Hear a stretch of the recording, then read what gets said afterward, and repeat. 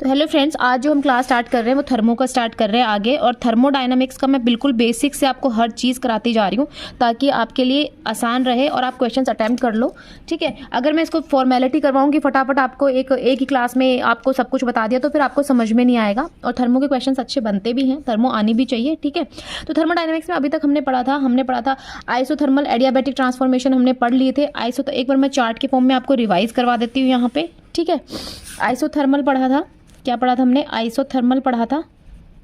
Isothermal transformation में हमने reversible में पढ़ा था और हमने पढ़ा था इसको इरिवर्सिबल में। ठीक है, इसमें पढ़ा था। ओके, ऐसे हमने कौन सा पढ़ा? हमने पढ़ा यहाँ पे एडियाबैटिक पढ़ा। और एडियाबैटिक ट्रांसफॉर्मेशन भी किस में पढ़ा? हमने पढ़ा दोनों केस पढ़े, रिवर्सिबल का पढ़ा और हमने इरिवर्सिबल का भी पढ़ा।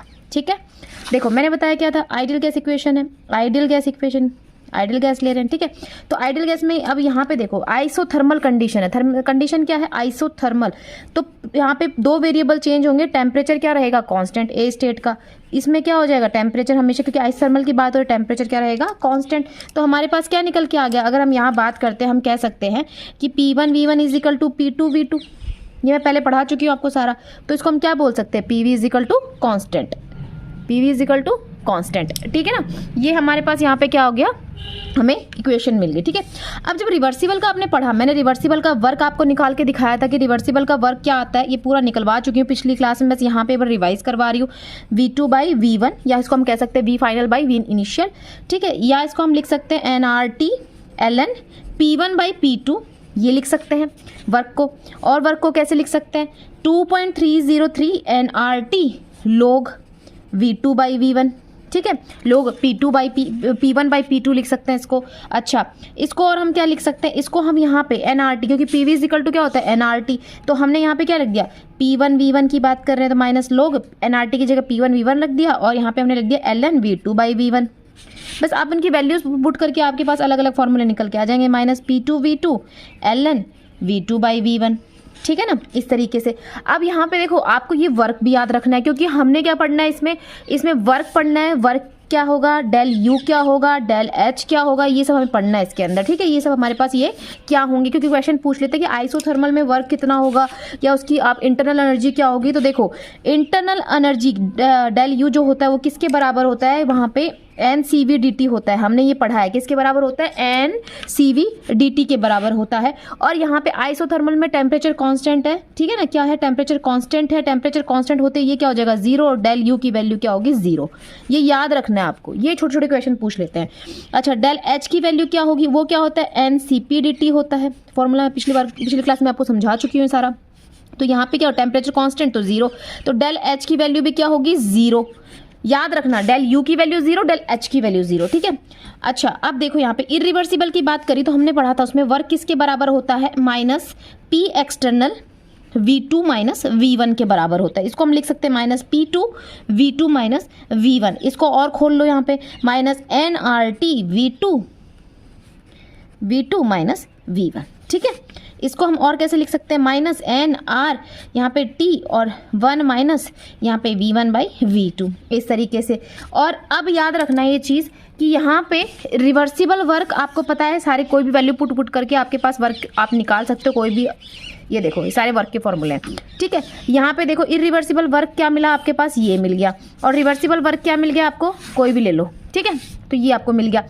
तो अब आपको पता है कि आइसोथर्मल, रिवर्सिबल, इरिवर्सिबल किसी की भी बात करी जाए तो आपको वर्क पता है। अगर W की वैल्यू पूछे कितना होता है तो वो आपको पता है। इनके लिए अगर दोनों के लिए डेल यू की वैल्यू क्या होगी? 0। डेल एच की वैल्यू क्या होगी? 0। अगर फॉर्मूला फर्स्ट लॉ लगाते हैं, del U is Q is equal to D Q is equal to D U minus W. ठीक है, तो यहाँ पे ये क्या आ रहा है? 0 आ रहा है। क्या आ रहा है? 0। ठीक है, तो इनके लिए डी क्यू क्या हो जाएगी? माइनस डब्ल्यू के लिए बराबर हो जाएगी। तो ये याद रखना है, इसमें क्वेश्चन बनते हैं आगे, और एक दो क्वेश्चन आज मैं आपको कराऊंगी किस तरीके से क्वेश्चन बनते हैं वो ध्यान रखना। ठीक है, इसमें भी हमने पढ़ चुके हैं कि रिवर्सिबल की बात करेंगे तो यहाँ पे हमें लगानी पड़ेगी पॉइजन्स इक्वेशन। ठीक है, पॉइजन इक्वेशन को सेटिस्फाई करता है वो हमने क्या पढ़ी थी? P1V1 gamma is equal to P2V2 gamma. ठीक है, ये हमने और क्या क्या रिलेशन निकाले थे? ये सारे निकाले थे। ये सारे रिलेशन मैं पिछली क्लास में निकलवा चुकी हूँ। जिन्होंने नहीं देखी वो पिछली क्लास देख लेना यहाँ पे। ठीक है, ये सारे रिलेशन मैं निकलवा चुकी हूँ और ये बहुत इंपॉर्टेंट है, ये रिलेशन आपको याद रखने हैं, ठीक है। डायरेक्ट रिलेशन भी पूछ लिया जाता है तो ये याद रखना, ठीक है। पीवी और पीवी के बीच में क्या रिलेशन है, पीटी के बीच में क्या है, और टेम्परेचर और वॉल्यूम के बीच में क्या रिलेशन है, ठीक है। ये आपको पता होना चाहिए। यहाँ पे इरिवर्सिबल की बात की जाएगी तो इरिवर्सिबल में हम क्या पढ़ेंगे, देखो इरिवर्सिबल में हमने पढ़ा था, क्या निकाला था फॉर्मूला हमने, क्योंकि यहाँ पे क्या हो जाएगा, देखो डी क्या होता है, डी यू माइनस डब्ल्यू, आपको पता है ये फर्स्ट लॉ से, ये जो एक्सप्लेन किया जाता है फर्स्ट लॉ से, ये पॉइजन इक्वेशन से। तो एडियाबैटिक की बात करेंगे तो डी क्यू क्या हो जाता है, 0। तो डी यू किसके बराबर हो जाएगा, डब्ल्यू के बराबर, ये आ गया हमारे पास। और डी यू क्या होता है, हमने पिछली क्लास में निकाल रखा है, C V D T is equal to W, ये आ गया C V T two minus T one equal to W, ठीक है। और ये देखो अब यहाँ पे आप इसकी वैल्यू पुट करके यहाँ पे टी और पी और पी और वी और टी और पी और वी में रिलेशन निकाल सकते हो, जो मैंने पिछली क्लास में आपको निकलवा रखे हैं, आप देख लेना, ठीक है। उनको एक ऐसे चार्ट फॉर्म में लिख लो, फिर ये आपको फाइनली आपको याद रखना है। ये जो चार्ट फॉर्म में लिखने के बाद आपको फाइनली ये याद रखना है, ठीक है। इसको एक पेपर में अपना चार्ट पार्ट बना के कि हाँ एट द एंड मुझे उस चीज़ में से क्या याद रखना है, तो ये सारा आपको याद रखना है, ठीक है। वो रिलेशन आप लिख लेना साथ में, ठीक है। अब यहाँ पे अगर एडियाबैटिक का केस आ जाता है और आपसे पूछ लिया जाए कि बताओ वर्क किसके बराबर होगा, तो आपको पता है एडियाबैटिक में अगर आप फॉर्मूला लगा रहे हो, यहाँ पे कॉमन लिख देते हैं इन दोनों का, तो आपको पता है डी क्यू क्या होता है, 0। हीट क्या होती है वहाँ पे, चेंज इन हीट 0 होता है यहाँ पे। तो डी वर्क किसके बराबर होगा, डी यू के बराबर होगा, या हम कह सकते हैं डेल यू के बराबर होगा डब्ल्यू, ठीक है। और ये क्या हो जाएगा, डब्ल्यू इक्वल टू, इसको खोल देंगे तो यहाँ पे सी वी, ठीक है, और डी टी, ठीक है। ये किसके बराबर हो जाएगा, एन, अगर एन मोल्स के लिए दे रखा है तो एन लगा दो, C V T two minus T1, ठीक है। इसको कई बार ये और खोल के दे देता है, इसको एक्सपेंड करके, कैसे कि W इक्वल टू किसके बराबर होता है, यहाँ पे हम लिख सकते हैं एन आर गामा माइनस 1, ठीक है। यहाँ पे एन आर गामा माइनस 1 और यहाँ पे क्या है T2 माइनस T1 इसके बराबर हो जाता है, ठीक है ना। अब यहाँ पे अब आप सोचोगे ये कैसे आया, यहाँ पे देखो हमने क्या पढ़ा है अभी तक, Cp minus C V equal to R होता है, ठीक है।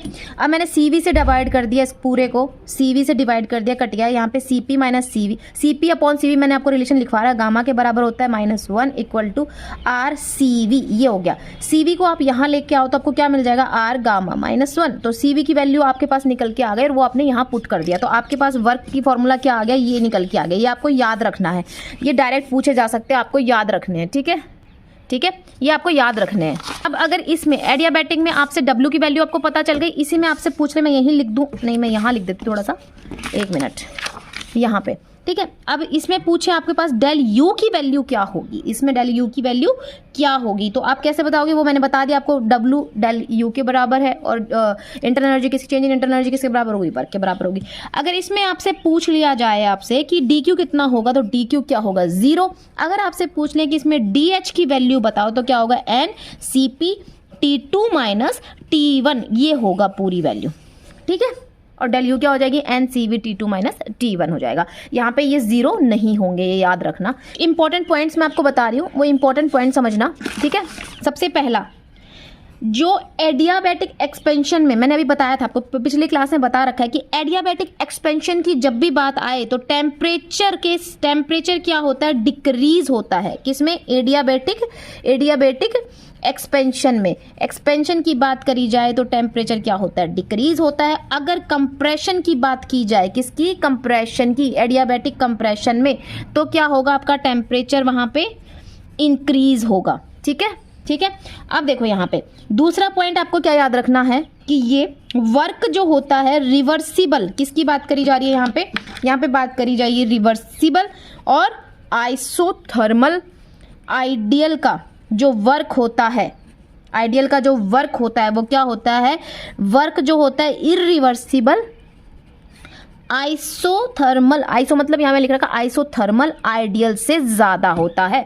जो रिवर्सिबल का जो वर्क होता है आइसोथर्मल कंडीशन में, वो इरिवर्सिबल के वर्क से ज़्यादा होता है। ये सब पॉइंट्स आपको याद रखने हैं, डायरेक्ट ये दे देते हैं और आपको बता पूछते हैं कौन सा ऑप्शन ठीक है, तो आपको अगर ये पता है तो आप टिक लगा सकते हो यहाँ पे, ठीक है।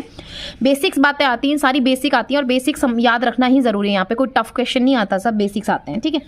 थर्ड पॉइंट जो आपको इंपॉर्टेंट याद रखना है इसमें कि रिवर्सिबल एडियाबैटिक एक्सपेंशन में, देखो मैंने आपको क्या बताया यहाँ पे कि जब भी एडियाबैटिक एक्सपेंशन की बात आती है तो यहाँ पे टेम्परेचर क्या होता है, डिक्रीज होता है, ठीक है। टेम्परेचर क्या होता है, डिक्रीज होता है। जबकि हम इरिवर्सिबल की बात करते हैं तो उसमें क्या होगा एडियाबैटिक एक्सपेंशन में, वहां पे देखो इरिवर्सिबल, ये है एडियाबैटिक एक्सपेंशन, मैंने क्या बोला टेम्परेचर डिक्रीज होता है, लेकिन अब बात हो रही है कि एडियाबैटिक एक्सपेंशन है, समझना एडियाबैटिक एक्सपेंशन है, ठीक है, एडियाबैटिक एक्सपेंशन है, ओके। और उसमें क्या केस है रिवर्सिबल का, ठीक है, और केस है इरिवर्सिबल का, ठीक है। तो रिवर्सिबल में टेम्परेचर क्या होता है, टेम्परेचर डिक्रीज होता है, और इरिवर्सिबल में टेम्परेचर इसमें भी डिक्रीज होता है, ऐसी बात नहीं इसमें डिक्रीज नहीं होता, इसमें भी डिक्रीज होता है, लेकिन इसके कंपैरिजन में कम होता है डिक्रीज, ठीक है। देखो मान लो इनिशियल जो टेम्परेचर था, जो इनिशियल टेम्परेचर था, इनिशियल अगर हमने माना तो क्या था T1 मानो, ठीक है, V1, ठीक है, मान लिया हमने इनिशियल टेम्परेचर T1 था, वॉल्यूम V1 थी, ठीक है। अब हमने बोला कि फाइनल टेम्परेचर क्या होगा, रिवर्सिबल की बात करेंगे तो मैंने क्या बोला था आपको, एडियाबैटिक रिवर्सिबल एक्सपेंशन की बात करी जाए तो टेम्परेचर क्या होगा डिक्रीज होगा। मान लो यहाँ पे टेम्परेचर आपके पास कितना था, यहाँ पे 500 डिग्री सेल्सियस टेम्परेचर था, तो यहाँ पे डिक्रीज हो गया, और यहाँ पे T2 जो फाइनल बचा वो हमारे पास कितना बचा, 300 डिग्री सेल्सियस बचा हमारे पास, ठीक है, हमारे पास क्या बचा, ये बचा। अब यहाँ पे क्या होगा, यहाँ पे भी डिक्रीज होगा, लेकिन यहाँ पे मान लो आपके पास यहाँ तो 200 डिग्री कम हो गया, यहाँ पे कितना हो गया 100 डिग्री कम हो गया, तो यहाँ पे 400 डिग्री सेल्सियस, ठीक है, ये बच गया आपके पास। मतलब टेम्परेचर तो रिवर्सिबल में भी कम हुआ है और इरिवर्सिबल में कम हुआ है, लेकिन रिवर्सिबल में जो कम हुआ है वो ज्यादा हुआ है एज कंपेयर टू इरिवर्सिबल की, अगर हम यहाँ पे बात करें तो, ठीक है। अब देखो इसको लिखते हैं एक बार, ये मान लो इनिशियल टेम्परेचर था, अब रिवर्सिबल की बात करते हैं, रिवर्सिबल की और इरिवर्सिबल की, ठीक है, इरिवर्सिबल की। रिवर्सिबल में जो फाइनल टेम्परेचर होगा रिवर्सिबल का, फाइनल टेम्परेचर जो किसका होगा रिवर्सिबल का, और ये फाइनल टेम्परेचर किसका है इरिवर्सिबल का, ठीक है, और वॉल्यूम V2 है, वॉल्यूम V2 है, ठीक है। अब देखो अगर हम बात करते हैं कि चेंज टेम्परेचर में, भाई माइनस तो इसलिए लगेगा क्योंकि टेम्परेचर डिक्रीज हो रहा है, तो T फाइनल रिवर्सिबल की बात की जा रही है, माइनस T इनिशियल, जो इनिशियल टेम्परेचर था T1 ले लो या TI ले लो, जो भी आपको लेना है, ठीक है। अच्छा अब देखो T फाइनल इरिवर्सिबल, यहाँ पे माइनस आएगा क्योंकि टेम्परेचर ओवरऑल क्या हो रहा है डिक्रीज हो रहा है, माइनस T फर्स्ट। अब इसमें से इसको माइनस करोगे, जब यहाँ पे आप देख रहे हो तो सिर्फ 100 डिग्री का चेंज आ रहा है, यहाँ पे देख रहे हो 200 का आ रहा है, तो मतलब ज़्यादा कम किस में हो रहा है, आप कहोगे इसमें ज़्यादा कम हो रहा है, ठीक है, इसमें ज़्यादा कम हो रहा है। तो ऐसे आए तो आपको इस तरीके से बताना है कि T फाइनल जो रिवर्सिबल की बात की जाती है, T final minus T final, temperature decrease जो रिवर्सिबल में देखा जाता है वो ज़्यादा होता है माइनस T फाइनल इरिवर्सिबल से, ठीक है। और इसको हम कैसे लिख सकते हैं, इसको हम अगर सिंपल लिखें तो हम बोल देंगे, अगर इसको तो हम कह देंगे T फाइनल इरिवर्सिबल से, T फाइनल रिवर्सिबल, ऐसे कि T फाइनल इरिवर्सिबल जो होता है वो ज़्यादा होता है T फाइनल रिवर्सिबल से। यहाँ पे तो डिक्रीज की बात कीजिए, लेकिन अगर वैल्यू देखी जाए तो T फाइनल अगर पॉजिटिव में दे दी जाए तो याद रखना T फाइनल इरिवर्सिबल की वैल्यू ज़्यादा आ रही है इससे, है ना, यहाँ पे कितना डिक्रीज की आ रही है, इसलिए इसको इस तरीके से लिखा गया है। और इसी में कंफ्यूज मत होना, इनको ध्यान में रखना, ठीक है। टेम्परेचर डिक्रीज कितना हो रहा है, इसमें 200 हो रहा है, इसमें 100 हो रहा है, इसलिए ये ऐसे। अब ये सिंपल वैल्यू दी गई है, T फाइनल रिवर्सिबल की वैल्यू जो आई है वो इससे ज़्यादा है, ठीक है, समझ गए आप। अच्छा तो ये पेपर में ये याद रखना, ऐसे क्वेश्चन में ऑप्शंस दे दी जाते हैं और साथ में ये भी लिखा हुआ होता है, तो आपको ये याद रखना है कि किसका ज़्यादा होता है किसका कम होता है, ये चीज़ ध्यान रखना, बहुत इंपॉर्टेंट टॉपिक है। और अगर अपन पूछ ले डेल्टा T चेंज किसका ज़्यादा होगा, तो रिवर्सिबल में ज़्यादा हो रहा है, अगर चेंज इन टेम्परेचर ज़्यादा देख रहे हैं तो रिवर्सिबल में T इरिवर्सिबल से ज़्यादा हो रहा है, ठीक है, ठीक है, ठीक है, ये हमारा हो गया। इसमें टेम्परेचर ज़्यादा डिक्रीज होता है, इसमें भी डिक्रीज होता है, लेकिन इसके कंपैरिजन में क्या होता है कम होता है, तो इसमें ज़्यादा टेम्परेचर गिरता है, ठीक है। ये इंपॉर्टेंट जो करा रही हूँ सब इंपॉर्टेंट है, ठीक है। अब देखो एक चीज़ और ध्यान रखो, चीज़ तो बहुत मतलब पॉइंट्स बहुत सारे ध्यान रखने, ठीक है। देखो सिबल एडियाबैटिक एक्सपेंशन, ठीक है, एडियाबैटिक एक्सपेंशन में वर्क क्या होगा, ठीक है। ये देखो मैंने करा दिया वर्क, क्या करा रखा आपको, ये देखो करा रखा है ना, तो वर्क क्या हुआ, वर्क हुआ आपके पास NCV T2 माइनस T1, ठीक है। क्योंकि मैंने क्या बोला एक्सपेंशन, देखो रिवर्सिबल एडियाबैटिक एक्सपेंशन में वर्क क्या हो गया आपके इसके बराबर हो गया।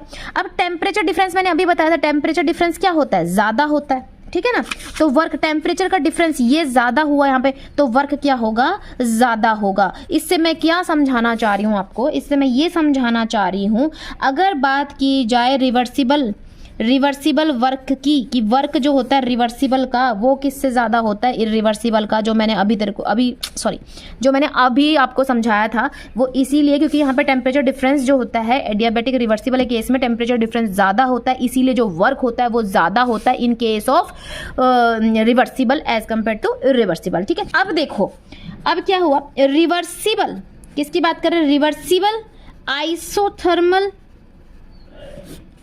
ठीक है, में जो वर्क होता है, वर्क किसमें, रिवर्सिबल आइसोथर्मल में वो ज्यादा होता है as compare to work reversible और एडियाबेटिक के कंपैरिजन में। ठीक है, एडियाबेटिक के कंपैरिजन में आइसोथर्मल में रिवर्सिबल कंडीशन में वर्क ज्यादा होता है as compare to work reversible adiabatic condition. ठीक है, क्योंकि हमें पता है आइसोथर्मल में क्या होता है, P1V1 इक्वल टू P2V2 होता है। ठीक है, मतलब क्या हुआ, यहाँ से PV क्या हुआ, कांस्टेंट हो गया, PV कांस्टेंट हुआ तो P is inversely proportional to V। तो जैसे हम इसका ग्राफ बनाएंगे P और V में, तो जो डिक्रीज हो रहा है वो कैसे बनेगा ग्राफ में, इस तरीके से आपने बना दिया, इस तरीके से। ठीक है, ये आपका ग्राफ बन गया। लेकिन अगर इसके अंदर बात करी जाती है यहाँ पे, तो इक्वेशन क्या होती है, P1V1 gamma equal to P2V2 gamma, ये होती है। हमने लिख दिया PV gamma is equal to constant. ठीक है, P directly proportional to V gamma. अब इसमें जब आप ग्राफ बनाते हो P और V में, तो जो डिक्रीज होता है वो और भी ज़्यादा होता है इसके कंपैरिजन में। इसीलिए कहा जाता है कि जो वर्क होता है रिवर्सिबल आइसोथर्मल का वो ज़्यादा होता है वर्क रिवर्सिबल एडियाबेटिक का। आपको ये चीज़ याद रखनी है। ठीक है, ये किसकी, इनकी ये चीज़ आपको याद रखनी है, ये चीज़ बहुत इंपॉर्टेंट है। मैंने जितने भी पॉइंट लिखवाए हैं आपको ये सारे बहुत इंपॉर्टेंट हैं, ये पेपर में इसी में से क्वेश्चन बनते हैं। ठीक है, अब देखो, अब आपने क्या क्या सीख लिया, आपको पता चल गया W कैसे निकालते हैं, आपको पता चल गया DQ कैसे, मतलब Q की वैल्यू कैसे निकालते हैं, आपको पता है कि डेल U की वैल्यू कैसे निकालते हैं, डेल H की वैल्यू कैसे निकालते हैं। दोनों केसेस में आपने पढ़ लिया, आइसोथर्मल और एडियाबेटिक दोनों में पढ़ चुके हो। अब मैं आपको एक क्वेश्चन कराती हूँ, अगर कभी भी बात आ जाए, मैं एक पॉइंट और बताती हूँ आपको, जो कि ये क्वेश्चन बेसिक क्वेश्चंस हैं और ये आपसे एग्जाम से पूछे जाते हैं। क्योंकि देखो इस तरीके से अगर आपको कोई केस दे दिया जाए, कोई गैस है, मान लो कोई भी आइडियल गैस है, ठीक है, और उसका प्रेशर दे दिया जाए, कुछ भी आपको 1 बार दे दो, टेम्परेचर दे दिया जाए और वो कह दिया जाए उसमें कि वो एक्सपेंड कर रही है किसके अंदर, वैक्यूम के अंदर। ठीक है, कैसे एक्सपेंड कर रही है, वैक्यूम के अंदर, तो बताओ उसका वर्क क्या होगा। तो एक चीज हमेशा याद रखना, जब भी वैक्यूम की बात आती है, ठीक है, कि एक्सपेंड कर रही है वैक्यूम में, जो भी है वैक्यूम के केस में याद रखना, ये बहुत इंपॉर्टेंट है कि एक्सटर्नल P एक्सटर्नल जो होता है हमारे पास, P एक्सटर्नल वो किसके बराबर होता है, वो 0 के बराबर होता है। ये इंपॉर्टेंट पॉइंट है, लिख लेना। वैक्यूम में P एक्सटर्नल प्रेशर जो होता है वो 0 हो जाता है। जैसे ही P एक्सटर्नल 0 हो जाएगा, W क्या होता है, P minus P external dV, ये W होता है। जैसे ये 0 हो गया तो आपके पास W क्या हो जाएगा, 0। तो एक्सपेंशन का जब भी बात आ जाए, जहाँ पे भी बात आ जाए वैक्यूम में, वैक्यूम की बात करें, कोई भी गैस एक्सपेंड कर रही है वैक्यूम में, तो उसका वर्क क्या होगा, उसका वर्क ये याद रखना, वर्क क्या होता है, 0 होता है उसका। और ये बहुत ही इंपॉर्टेंट क्वेश्चन है, ये क्वेश्चन पूछ लिए जाते हैं। ठीक है, क्या जाता है, पूछ लिए जाते हैं। तो यहाँ पे याद रखना कि जब भी एक्सपेंशन की बात हो, एक्सटर्नल प्रेशर क्या हो जाता है, 0। एक्सटर्नल प्रेशर 0, फ्रीली एक्सपेंड करती, फ्री एक्सपेंशन हो जाता है उसके अंदर, तो वर्क भी क्या हो जाएगा वहाँ पे, 0। और वर्क हमेशा याद रखना, एक तो यहाँ 0 होता है, 2 कंडीशंस में 0 होता है, क्योंकि वर्क का फॉर्मूला आपको पता है, minus P external dV। Work या तो ये 0 हो जाएगा तो आपके पास वर्क क्या हो जाएगा, 0, या आपके पास क्या होगा, P एक्सटर्नल dV है। ठीक है, या फिर आपके पास क्या होगा, जब ये 0 होगा, ये 0 होगा, तो आपके पास वर्क क्या हो जाएगा, 0। अब ये 0 कब होगा, ये P एक्सटर्नल 0 कब होगा, जब बात आएगी फ्री एक्सपेंशन की। याद रखना, किसकी बात आए, फ्री एक्सपेंशन की। मतलब कह दे वैक्यूम की बात आ जाए, तो आपके पास उसमें कैसे होती है, गैस फ्रीली एक्सपेंड करती है, उसका एक्सटर्नल प्रेशर 0 हो जाता है, तो वर्क क्या हो जाएगा, 0 हो जाएगा। और अगर आपको, क्योंकि देखो फॉर्मूला है ना, उसी से आपको याद रह सकता है, इसको अलग से याद करने की जरूरत नहीं है कि P एक्सटर्नल कब 0 होता है, एक्सटर्नल प्रेशर कब 0 होता है, ये आपको पता होना चाहिए। वैक्यूम का केस होता है तब उसमें फ्री एक्सपेंशन होता है। जब यहाँ पे एक आपको पता है, चलो ये तो ठीक है, इसका पता चल गया आपको, ये 0 होगा तब भी वर्क 0 होगा। ये 0 कब होगा, वॉल्यूम 0 कब होगी, जब कंडीशन कौन सी गिवन हो आपको, आइसोकोरिक। आइसोकोरिक में क्या होता है, जहाँ पे वॉल्यूम जो हो, चेंज इन वॉल्यूम क्या हो, 0। वॉल्यूम क्या हो जाए, एक तरह से हम कह सकते हैं वहाँ पे कांस्टेंट हो, तो कांस्टेंट होते dV क्या हो जाएगा, 0 हो जाएगा, और वर्क भी क्या हो जाएगा, 0 हो जाएगा। ठीक है, तो ये क्वेश्चन पूछे जाते हैं आपसे, आपको ये ध्यान रखना है। ठीक है, अब हम नेक्स्ट पढ़ते हैं। ठीक है। अब मैं आपको एक और ग्राफ बता देती हूँ जिसमें से क्वेश्चन बन जाते हैं इस तरीके से। ये देखो, ये आपके पास पीवी ग्राफ है, ठीक है, पीवी ग्राफ होता है और हम किसी का वर्क निकालते हैं, वो हम कैसे निकालते हैं, एरिया अंडर पीवी ग्राफ जो भी होता है उसके हिसाब से वर्क निकालते हैं। इस तरीके से अगर आपको दे रखा और पूछे कि ये वर्क कौन किसका है, ये तो आपको पता होना चाहिए ये कब होता है, जब हम बात करी जाए, जब भाई बात हो बिल्कुल वॉल्यूम कांस्टेंट हो, वॉल्यूम में कोई चेंज नहीं हो, कांस्टेंट हो, तो कंडीशन कौन सी होती है, आइसोकोरिक, ठीक है। और ये क्या है, ये प्रेशर क्या है, यहाँ पे आपके पास प्रेशर क्या है, यहाँ पे सॉरी यहाँ पे एक्स ओहो सॉरी ये क्या है, यहाँ पे प्रेशर क्या है, कांस्टेंट है, प्रेशर क्या है, कांस्टेंट है, तो ये क्या हो जाएगा, आइसोबारिक, याद रखना आइसोबारिक। और यहाँ पे देखो वॉल्यूम कांस्टेंट है, वॉल्यूम फिक्स है, तो ये क्या हो जाएगा, ये हो जाएगा आइसोकोरिक, ठीक है ना, ठीक है। देखो अच्छा, अब ये यहाँ पे ये किसके लिए है और ये किसके लिए है, मैंने आपको बताया था आइसोथर्मल की अगर बात करी जाए तो उसमें जो होता है वर्क ज़्यादा होता है एडियाबेटिक के कंपैरिजन में, तो ये ग्राफ याद रखना, ठीक है, ये ग्राफ बहुत इंपॉर्टेंट आपको याद रखना है, ठीक है। तो आपको क्या पढ़ना है, जब भी बात करी जाएगी एक्सपेंशन का वर्क, एक्सपेंशन का अगर वर्क की बात की जाए तो याद रखना ये ट्रेंड जो मैं बता रही हूँ आपको, वर्क जो होता है आइसोबारिक का ये दिख रहा है आपको, आइसोबारिक का ज़्यादा होता है किससे, आइसोथर्मल से, ठीक है, वो ज़्यादा होता है एडियाबेटिक से, और वो किससे होता है, आइसोकोरिक से। यहाँ तो जीरो ही हो जाता है एक तरह से, देखो, ठीक है। तो ये देखो, ये याद रखना, जब भी बात करी जाए आपके पास किसकी, एक्सपेंशन आइसोथर्मल वर्क की बात करी जाए तो वो, और एडियाबैटिक वर्क की बात करी जाए तो याद रखना, मैंने लिखवा चुकी हूँ पीछे कि जो एक्सपेंशन आइसोथर्मल जो वर्क होता है वो ज़्यादा होता है एडियाबैटिक एक्सपेंशन वर्क से, ठीक है। ये भी आपको मैं लिखवा चुकी हूँ, ये याद रखना, ठीक है। मैं आपको बता चुकी हूँ रिवर्सिबल आइसोथर्मल की बात करी जाए डब्ल्यू जो होता है वर्क वो ज़्यादा होता है इरिवर्सिबल आइसोथर्मल वर्क से, ये भी मैं बता चुकी हूँ, ठीक है। और एक्सपेंशन में बता चुकी हूँ आइसोथर्मल जो होता है वो ज़्यादा होता है एडियाबैटिक से, ठीक है। तो ये आपका हो चुका है। अगर कंप्रेशन की बात आई, ये देखना, ये याद रखना, ये सब सारे पॉइंट्स इंपॉर्टेंट है सारे के सारे, ठीक है। देखो अगर कंप्रेशन की बात आए, किसकी बात आए, कंप्रेशन की बात आए, तो कंप्रेशन की बात में क्या होता है, जब भी कंप्रेशन की बात आए तो ये उल्टा हो जाएगा, कैसे हो जाएगा, अगर देखो इरिवर्सिबल जो एडियाबैटिक होता है, इरिवर्सिबल एडियाबैटिक का जो वर्क होता है वो ज़्यादा हो जाता है किससे, रिवर्सिबल आइसोथर्मल वर्क से। एक्सपेंशन में क्या था, रिवर्सिबल आइसोथर्मल वर्क ज़्यादा होता है एडियाबैटिक के कंपैरिजन में, यहाँ पे क्या होता है, ये ऐसे हो जाता है। और जो इरिवर्सिबल, देखो इरिवर्सिबल आइसो होता है और जो रिवर्सिबल एडियाबैटिक होता है वो अप्रॉक्स इक्वल से हो जाते हैं, ठीक है। तो ये वाली, ये भी याद रखना, इस तरीके से भी आ सकता है, ठीक है। तो ये सारा मैं आपको करा चुकी हूँ। अब अगर हम बात करते हैं नेक्स्ट क्वेश्चन की, हम नेक्स्ट किस तरीके से क्वेश्चन पूछा जा सकता है वो मैं बताती हूँ एक बार, ठीक है। जैसे कि आपसे पूछ लिया गया है यहाँ पे क्वेश्चन में कि आपसे पूछ लिया गया, एक आपके पास ऑप्शंस दे रखे कि एडियाबैटिक प्रोसेस है, डेल यू की वैल्यू W है, ठीक है। दूसरा आपको दे रखा ऑप्शन में आइसोकोरिक है, प्रोसेस डेल यू की Q के बराबर है, आइसोथर्मल है, क्या है, आइसोथर्मल है, और ये किसके बराबर, यहाँ पे क्या वैल्यू दे रखी, Q जो है -W के बराबर है। और आपके पास दे दे साइक्लिक प्रोसेस है, Q क्या है, -W के बराबर है। अब आपसे पूछ लिया जाए कि इनमें से कौन सी ऐसी इक्वेशन है जो फर्स्ट लॉ ऑफ थर्मोडायनेमिक्स को क्या नहीं करती हो, रिप्रेजेंट नहीं करती हो, तो बताओ कौन सी है। देखो फर्स्ट लॉ ऑफ थर्मोडायनेमिक्स क्या था, हमें पता है फर्स्ट लॉ ऑफ थर्मोडायनेमिक्स क्या था, dQ जो था वो किसके बराबर था, U - W, डेल यू, ये था आपके पास, Q इज इक्वल टू, मतलब इसको ऐसे लिख लो, Q equal to del U - W, ये आपके पास बराबर था, ठीक है, इसके बराबर था यहाँ पे, ठीक है। अब ये आपके पास यहाँ पे ये मिल गया आपको। अब आप यहाँ पे देखो, यहाँ पे कंडीशन देखते हैं, ठीक है। तो देखो अब हम देखो, ये फॉर्मूला है हमारे पास फर्स्ट लॉ का, ठीक है, ये हमारे पास फर्स्ट लॉ है, ठीक है।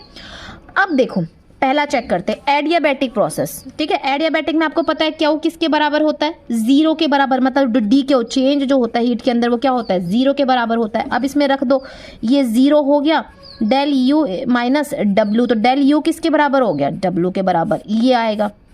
ठीक है, यहाँ पे क्या है, del U equal to minus W, इसका मतलब ये गलत है, ठीक है ना। दूसरा बात करें आइसोकोरिक की बात करी जाए, आइसोकोरिक में आपको पता है volume change in volume DV क्या होता है, जीरो हो जाता है। तो आपको फॉर्मूले में अगर आप रखते हो Q equal to del U minus, मैंने क्या बोला, आइसोकोरिक में जैसे वॉल्यूम जीरो, वर्क क्या होता है माइनस पी एक्सटर्नल इंटू में डीवी, ये जीरो, तो वर्क क्या हो जाएगा जीरो, तो क्यू किसके बराबर हो जाएगा, डेल यू के बराबर हो जाएगा। तो क्या ये स्टेटमेंट ठीक है, ये वाली ठीक है, ठीक है। नेक्स्ट पढ़ते हैं आइसोथर्मल कंडीशन। आइसोथर्मल में dt क्या हो जाएगा, जीरो हो जाएगा। जैसे dt जीरो हो जाएगा आपके पास, मतलब टेम्परेचर कांस्टेंट है, तो du क्या होगा, वो भी जीरो होगा, ये मैं करा चुकी हूँ आपको, ठीक है। तो ये किसके बराबर आ जाएगा, क्यू माइनस डब्ल्यू के बराबर। तो ये आपके पास ये भी ठीक है। अब आ जाए साइक्लिक प्रोसेस में। साइक्लिक प्रोसेस में मैंने आपको पहले की क्लासेस में पढ़ाया था कि साइक्लिक में याद रखना कि वो स्टेट फंक्शंस होते हैं, ठीक है। साइक्लिक प्रोसेस में स्टेट फंक्शन की बात करी जाएगी। स्टेट फंक्शन क्या होता है, डी यू जो होता है, अगर इस फॉर्मूले में देखें तो ये क्या होता है, स्टेट फंक्शन होता है। और साइक्लिक प्रोसेस में स्टेट फंक्शन क्या होता है, इनिशियल और फाइनल स्टेट पर डिपेंड करते हैं। तो साइक्लिक में क्या, इनिशियल और फाइनल स्टेट सेम हो जाएगी, तो वहाँ पर डी यू क्या हो जाएगा, ये क्या हो जाएगा, जीरो हो जाएगा। तो आपके पास क्यू किसके बराबर हो जाएगा, इसके Q equal to minus W. तो आपकी ये वाली स्टेटमेंट भी सही है। तो गलत कौन सी थी, ये वाली। तो ये ऐसे क्वेश्चंस आते हैं और आपको बेसिक्स आते हैं, तो आप इनके क्वेश्चंस को इजीली सॉल्व कर सकते हो। तो मैंने आपको बहुत आसानी से आपको ये सारा समझा रखा है किस तरीके से करना है। अब हम एक क्वेश्चन और देख लेते हैं, ठीक है। देखो एक क्वेश्चन हम और देख लेते हैं, और वो क्वेश्चन है कि अगर कोई आइडियल गैस है और उसको क्या कर रही है, वो एक्सपेंड कर रही है 1 लीटर टू 10 लीटर, ठीक है, इतना एक्सपेंड कर रही है वो गैस, और against a constant external pressure, जो external pressure, constant external pressure है वो कितना है, 1 बार है। तो वर्क कितना होगा, ठीक है, वर्क क्या होगा। कोई भी ideal gas is allowed to expand from 1 litre to 10 litre against a constant external pressure that is 1 bar. तो वर्क डन अगर हमें पूछा जाए किलो जूल में या जूल में, तो वो कितना होगा। तो आपको पता है वर्क क्या होता है, माइनस पी डेल वी, ठीक है। तो वर्क क्या हो जाएगा, यहाँ पे पी एक्सटर्नल कितना हो गया, 1 बार, ठीक है। Volume change V2 minus V1, ठीक है, V2 माइनस V1। तो यहाँ पे -1, V2 माइनस V2 क्या हो गए, 10 माइनस 1, ठीक है। यहाँ पे क्या आ जाएगा आपके पास, -1 इंटू में आपके पास क्या आ जाएगा, 9L, तो ये क्या आ जाएगा, -9। अच्छा अब एक चीज़ और देखो, यहाँ पे क्या पूछा है, किलो जूल में, और आपको प्रेशर किस में दे रखा है, 1 बार में। तो ये जो 1 था ये बार की यूनिट थी, ठीक है। अब आपको यूनिट कन्वर्जन भी मैं सिखा चुकी हूँ। बार अगर बात करी जाए कि 1 लीटर बार किसके बराबर होगा, तो वो किसके बराबर होगा वो आपको निकालना है। कैसे निकालोगे, लीटर इंटू में बार क्या होता है आपको पता होना चाहिए। लीटर क्या होता है, 10 की पावर -3 मीटर क्यूब। बार क्या होता है, बार 10 की पावर 5 पास्कल। और एक पास्कल कितने के बराबर होता है, pascal is equal to newton per metre square, ठीक है। तो ये क्या हो जाएगा यहाँ पे, ये 10 माइनस 3, ठीक है, मीटर क्यूब इंटू में 10 5 इंटू में n बाई मीटर स्क्वायर, ठीक है, n बाई मीटर स्क्वायर। आपके पास ये मिला आपको, ठीक है। अब देखो जब आप इसको सॉल्व करोगे, अब आप सॉल्व करने के बाद हमारे पास क्या मिलेगा, अगर हम इसको देखेंगे तो यहाँ पे हमें मिलेगा 10 की पावर 2 न्यूटन मीटर, और ये क्या हो जाएगा, जूल के बराबर होता है। तो 10 की पावर 2 जूल मतलब 100 जूल। तो ये आपका आंसर